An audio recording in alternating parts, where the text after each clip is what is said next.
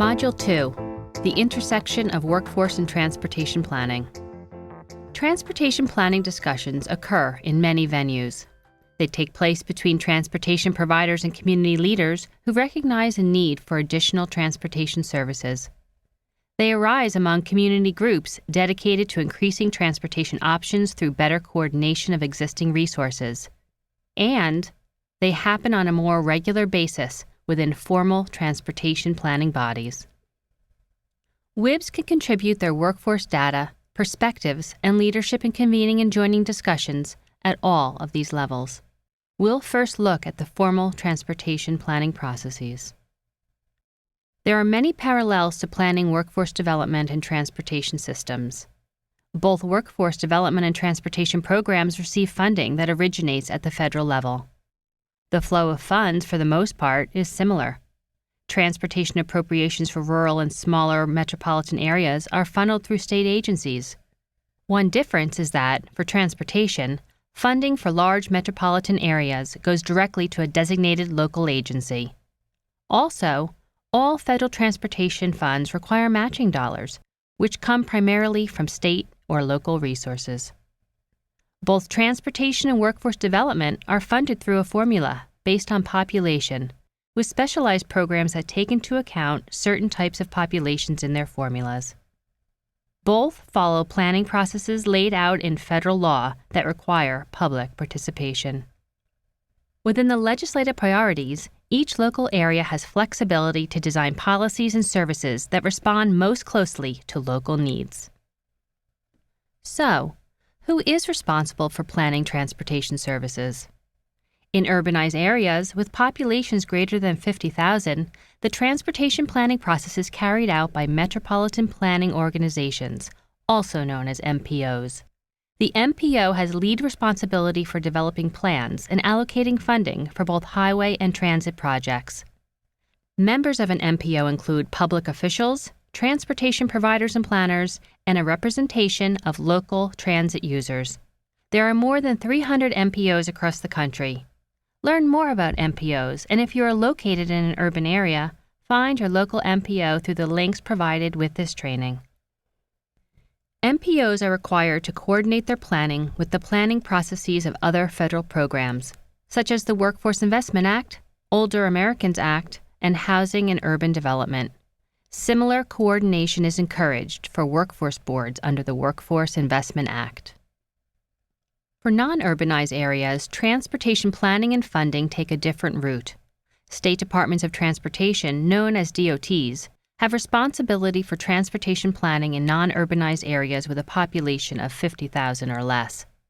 Many, though not all non-urbanized areas, have designated rural planning organizations, also known as RPOs. RPOs are the rural counterpart to MPOs and can go by several names.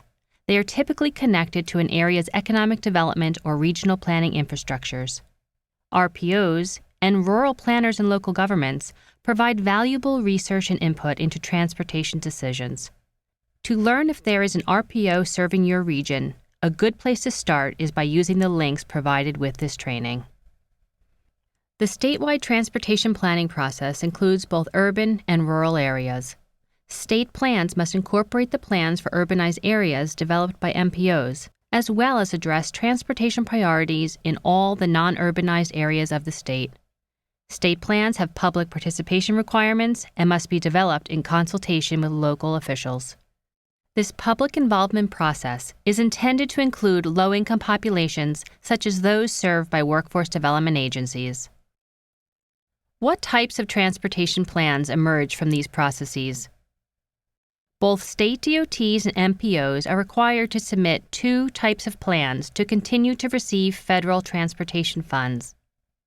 A third plan is required for those receiving federal dollars to improve transportation for older adults, people with disabilities, and low-wage earners. The first type of plan that state DOTs and MPOs need to submit is the Long-Range Transportation Plan, which forecasts transportation planning up to 20 years in the future. The long-range plan lists the goals, visions, and projected projects for transportation in the region, including short-range actions. The second plan is the Transportation Improvement Plan, or TIP. TIPs are short-range plans identifying transportation needs to be funded using current transportation dollars. This plan covers a 2 to 3 year period and must be consistent with the goals and priorities of the long-range plan. State short-range plans are called State Transportation Improvement Plans, or STIPs. Since any transportation project intended to be funded with federal dollars must be cited in the TIP, or STIP, it is important to understand the TIP decision-making process and find a way to feed WIB customers' transportation issues into that process. 2 points to keep in mind. The federal requirements for a public involvement process includes public transit riders, especially low-income and minority populations, in addition to other interested parties. Again, there is considerable overlap between these populations and your workforce customers.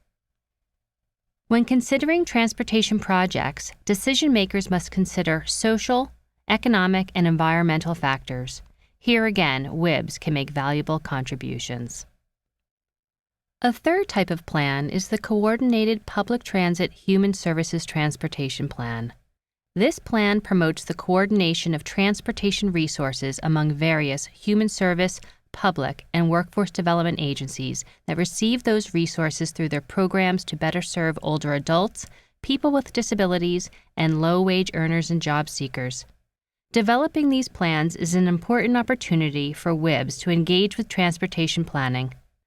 Public involvement in this coordinated planning process by current and potential transportation users, as well as the agencies that serve them, including workforce agencies, is required and is key to successful service design and implementation.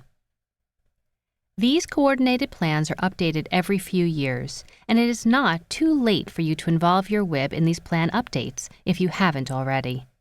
To view the coordinated transportation plans covering your WIB service area, use the links provided with this training.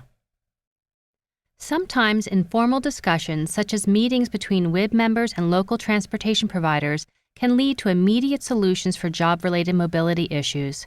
For example, direct communications can lead to expanding a transportation route or schedule, creating more effective ways for people to learn about existing services, or creating a van pool or shuttle program to serve low-wage earners. Transportation providers may have the flexibility to respond directly to issues based on what they learn from WIBs and their staff. There are many specific actions WIBs can take to build a communications pipeline with transportation planners and providers for mutual benefit. First, talk with your MPO, RPO, or state DOT planners on a regular basis. Once a mutually supportive relationship is created with these entities, WIBs will have a place to go when they face a transportation challenge that requires a larger scale solution. Ongoing discussions between WIBs and planners also puts the WIBs ideas front and center when it comes time to prioritize spending on new services. Second, create relationships with transportation providers. Direct discussions with transportation leaders will be useful to the WIB and its service delivery partners, and at the same time will provide an opportunity to take a close look at how the existing transportation services support or could better support workforce system strategies.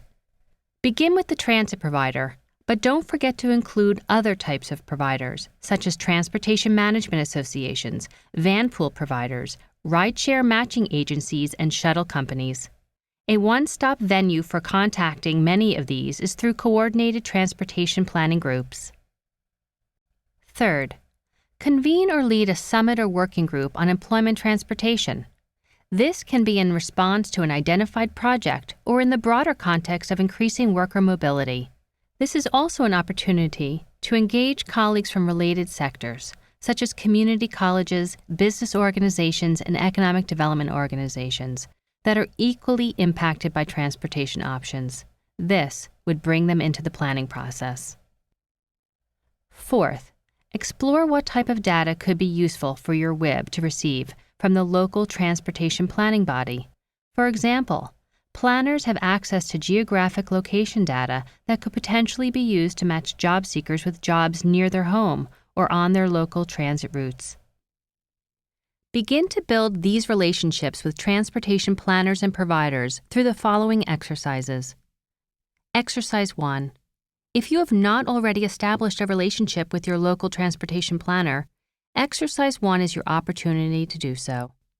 Using the links provided with this module, find your local or regional transportation planning body and determine whether it has a committee or subcommittee looking at employment transportation needs. Set up a meeting with them to learn what workforce issues they currently explore and share what additional workforce perspectives you might contribute to their discussions. Record the results of your efforts on the form provided. Exercise 2. Through your personal knowledge or aided by your local transportation planning organization or Department of Transportation, identify your local providers of employment transportation services. These certainly include your local transit provider, but may also include a van pool services company, rideshare matching agencies, and bike share organizations, to name a few. Then, invite these transportation planners and providers to join your WIB discussions. This will give each WIB member a chance to hear about current and proposed transportation services and share their transportation issues and successes with them. Record the results of your efforts on the form provided. In the next module, we will introduce you to types of data and information WIB members are uniquely qualified to feed into transportation planning processes.